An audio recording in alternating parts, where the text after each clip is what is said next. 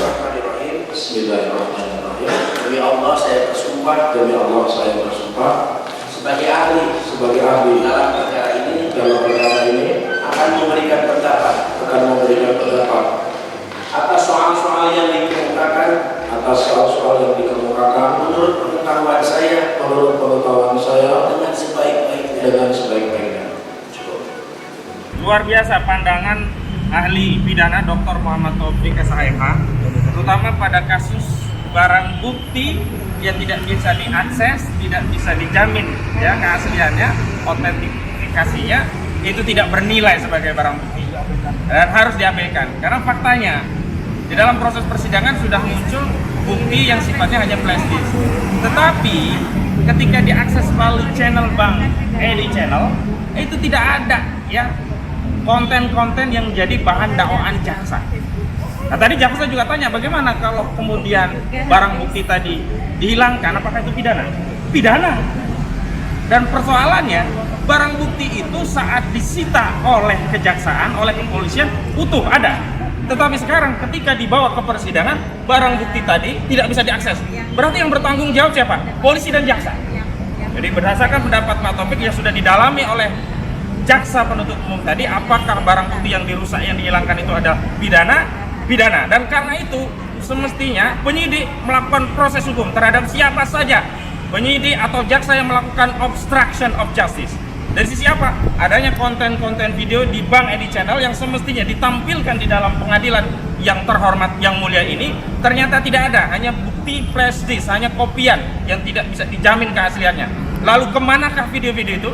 Dan dalam proses BAP video itu diserahkan ya dari terdakwa kepada penyidik dan kemudian disita. Otoritas ya akun tadi setelah disita ada pada penyidik. Dulu waktu belum jadi kasus kita bisa melihat juga di akun Bang Edi Channel nih ada 4 atau 6 video. Nah di persidangan nggak bisa diakses, tadi dipertanyakan oleh kuasa hukum bagaimana kalau tidak bisa diakses, dikesampingkan. Nah kalau bukti utama video itu dikesampingkan berarti demi hukum unsur pidana tidak terpenuhi, tidak ada peristiwa. Nah ini yang pertama. Yang kedua, hilangnya bukti tadi berarti ada pada tanggung jawab jaksa penuntut umum dan penyidik kepolisian. Kenapa? Karena setelah disita dari terdakwa, barang bukti itu ada pada otoritas penyidik. Setelah dilimpahkan PD1 kepada jaksa, otoritas bukti-bukti tadi ada pada jaksa. Dan pada persidangan ternyata bukti tadi hilang, tidak bisa diakses. Dan tadi ditanya oleh jaksa, bunuh diri juga tadi jaksa. Gimana kalau barang bukti itu hilang? Apa pidana? Pidana dijawab. Berarti hari ini saya minta ya kepada Mabes Polri yang menangani kasus ini juga sidik siapa penyidik yang melakukan obstruction of justice yang telah membuat terhapus video-video yang ada di channel Bang Edi Mulyadi yang sepertinya itu bukti hukum yang harus dihadirkan di persidangan. Kepada penyidik Baris Krim Polri juga sidik siapa jaksa-jaksa yang diduga terlibat melakukan obstruction of justice seperti kasus Sambo. Di dalam kasus Edi Mulyadi ini yang membuat barang bukti tidak bisa diakses, channel di Bang Edi YouTube, Bang Edi Channel sudah tidak ada lagi barang bukti tadi. Padahal kita tahu sejak barang bukti tadi diserah terimakan kepada jaksa, kepada penyidik, otoritasnya ada penyidik. Karena sejak awal ketika di BAP pasti akan diambil akses YouTube-nya. Kendalinya bukan lagi pada terdakwa sudah ditahan, nggak bisa dia main YouTube. Jadi tanggung jawabnya siapa kalau sejak barang itu disita? Ada pada yang menyita. Pertama siapa yang bertanggung jawab? Penyidik. Setelah PD1 siapa yang bertanggung jawab terhadap barang bukti? Jaksa. Dan ketika dihadirkan persidangan ternyata bukti-bukti tadi tidak bisa ditampilkan, tidak bisa diakses, tidak bisa dijamin autentifikasinya. Jaksa hanya bermodalkan pada bukti-bukti kopian dalam CD. Jadi ini adalah obstruction of justice, upaya untuk melakukan penghalang-halangi penegakan hukum. Dan kalau ya sejak awal tidak ada obstruction of justice, semestinya ini tidak jadi kasus karena tidak ada barang bukti. Ya. Yang kedua, yang menarik dalam persidangan ini ternyata apa? Ternyata keonar yang disampaikan Dr. Muhammad Taufik harus real, nyata, bukan opini, bukan sekedar demo. Kalau orang berpendapat beda pendapat biasa. Yang pro boleh, yang kontra boleh. Ternyata pendapat yang berbeda itu dijadikan sarana untuk mengkriminalisasi Bang Edi Mulyadi dengan dalih apa? Oh ada yang punya pendapat berbeda, nggak nyaman, tersinggung. Urusan orang itu nggak nyaman, tersinggung.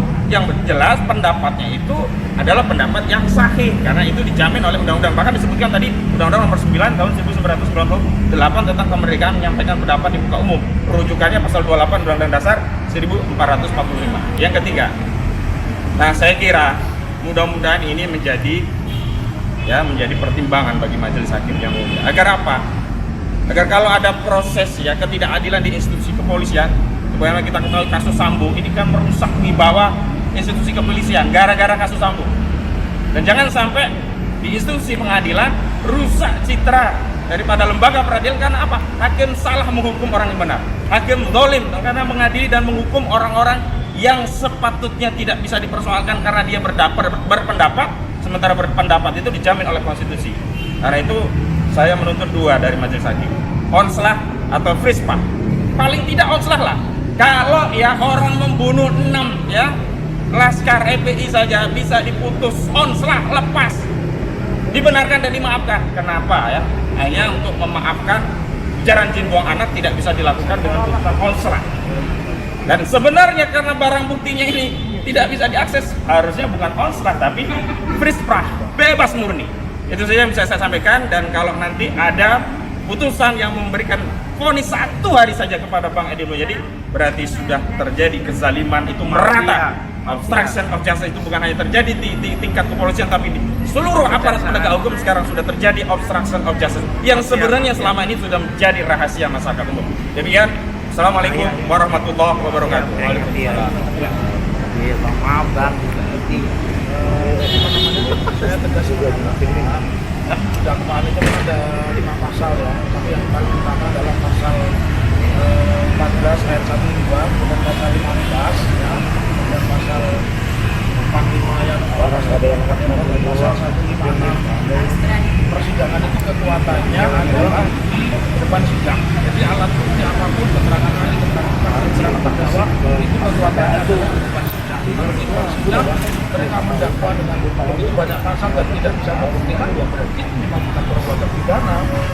Misalnya jelas, tentunya ini yang paling mungkin adalah onslah. Onslah artinya karena dakwaannya salah, pasalnya salah harus dilepas. Dan pengadilan kita pernah punya sejarah waktu Laskar Jihad di Ngawi melakukan syuting, semua dibebaskan karena dakwaan jaksa yang salah.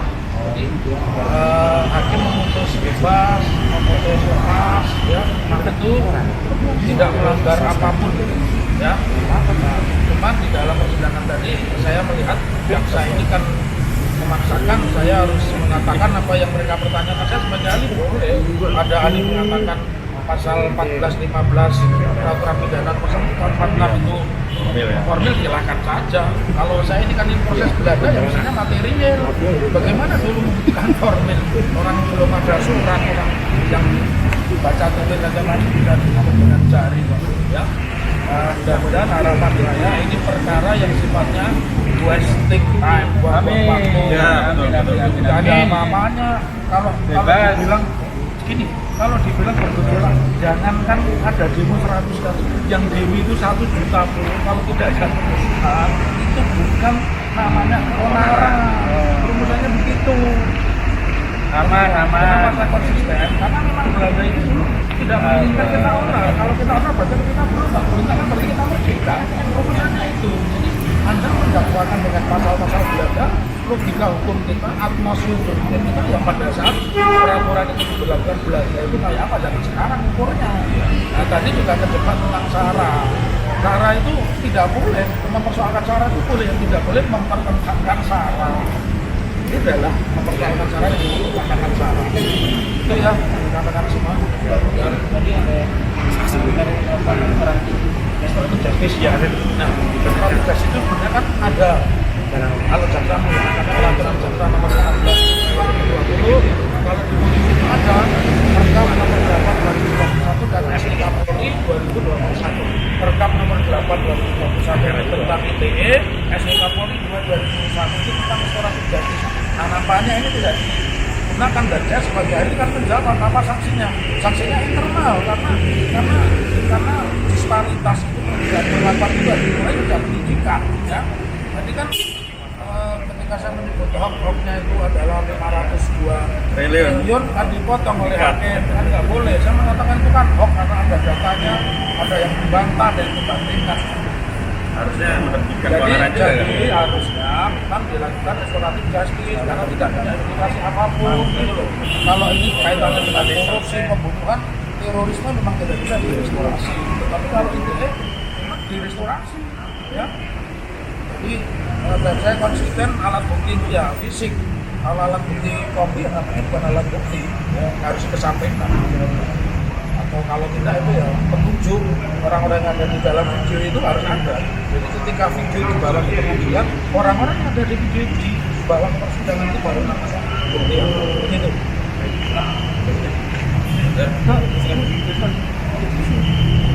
Ya, singkat aja. Assalamualaikum warahmatullahi wabarakatuh. Alhamdulillah bersyukur kepada Allah. Allahumma shalli ala Muhammad wa sallallahu alaihi wasallam. Saya tadi ngobrol sebentar sama Bang Edi ya.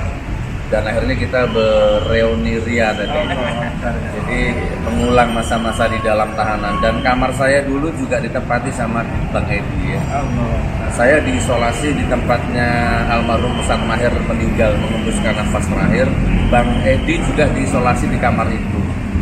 Jadi luar biasa ya. Oke. Nah jadi yang sebenarnya saya ini senasib sama Bang Edi ya. Saya juga disidang di 3 kota atau 2 ya, Surabaya sama Palu ya. Jakarta. Saya disidang di 3 provinsi. Di Jakarta, Jawa Barat, di Jawa Timur, dan di Palu. Pasalnya sama, deliknya sama, pelapornya sama. Sama yang didelikkan ke Pak Edi ini sama ini, Bang Edi ini sama. Pencemaran nama baik berdasarkan ras. Padahal tidak ada suku yang berantem. Gara-gara saya tidak ada agama Islam sama Kristen berantem, nggak ada. Ya kan, Jawa sama Mandaling sama Kaili nggak ada yang berantem. Aman-aman saja, ya kan. Nah, tetapi ya tetap di Surabaya divonis 1 tahun 2 bulan, di Palu divonis 8 bulan, ya di Jakarta berapa lupa 10 bulan. Nah, jadi ya seperti ini memang hukum dunia, hukum manusia memang seperti ini. Mau bagaimana lagi? Nah, saya akan ngomong singkat aja sesuai makom saya. Ini untuk jaksa, pasti nonton video ini ya, JPU ini ya. Coba pikir begini, seandainya Bang Edi ini salah di mata Allah, oke ya. Kan ini kita kan Allah rujukannya Mas. Ya. Oke lah kalau kalian profesi ya oke lah, ini urusan kalian sama Allah lah. Ini misalkan seandainya Bang Edi ini sudah berapa bulan ditahan ini. Nah, saya bertanya, seandainya tiba-tiba Bang Edi Mulyadi ini benar-benar tidak salah di hadapan Allah, apa yang terjadi kira-kira dengan nasib kalian ini? Maksud saya gini loh Mas Ahmad, mungkin agak nyeleneh ya. Mau cari profesi lain gitu loh yang gak usah jadi JPU mungkin ya. Iya. Saya mikir apa JPU ini memang kerjaannya harus nyalahkan orang walaupun nggak salah dipaksa salah, harus masuk penjara. Kalau gitu mau cari kerjaan lain mungkin ya, biar selamat, kasihan anakmu, kasihan istrimu. Nah ini kalau ternyata nanti dihukum ya kayak Habib Rizik, Abu Bahar, saya dihukum, padahal deliknya tidak terbukti. Ya, hanya salah di mata penguasa, salah di mata rezim, tapi benar di mata Allah. Apa nggak hancur hidupmu? Nggak ada apa-apanya dinilai dengan gajimu yang nggak seberapa, dinilai dengan nasibmu di akhirat gitu loh maksudnya. Paham ya Ustaz ya? Ya, paham. Ini yang bisa saya sampaikan hanya sekedar retorika saja, tapi ini saya pertanggungjawabkan. Saya sama dengan Bang Edi, deliknya sama, pasalnya sama, kasusnya sama. Walaupun tidak terbukti secara real, ya kan, nggak ada keonaran, nggak ada keributan, tapi tetap di penjara. Semua saya serahkan kepada Allah yang maha kembalikan hukum. Dan alhamdulillah saya yakin dengan kejadian beberapa terakhir ini itu bagian daripada akumulasi kedoliman kalian dalam memanipulasi kasus, pasal. Kalian main pasal ya, kalian main kasus, kalian jual beli pasal, maka diazab sama Allah. Kurang lebih seperti itu.